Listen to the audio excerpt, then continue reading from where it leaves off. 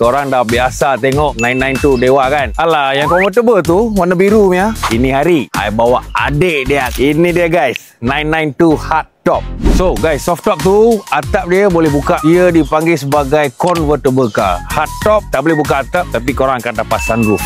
3 benda unik pasal 992 ni. Yang pertama guys, kereta ni dia siap sedia dengan sunroof. Kebanyakan supercar dia tak ada sunroof. Dia beza lah dengan 992 saya yang warna biru tu. Warna biru tu you boleh buka semua. Yang ni you boleh buka separuh. Hidup korang jangan kasih tunggang terbalik tau. Tapi kalau spoiler korang terbalik memang cun. So ini adalah benda unik kedua. Biasa korang tengok spoiler akan ada dekat atas, tapi di sini pula spoiler kat bawah, benda yang pegang dia pula kat atas. Ini tak ada keluar daripada kilang lah. Ini kita pasang sendirilah. Apa beza ini dengan 992 saya? 992 saya tu kita tak boleh pasang spoiler disebabkan dia punya roof akan buka dan kompartmen ni kita tak boleh sentuh. Kalau sentuh benda tu tak boleh buka. Nombor 3 guys, selalunya supercar dia punya space untuk boot kecil sangat Tapi kereta ni osik baik hati lagi. Dia orang bagi besar punya boot.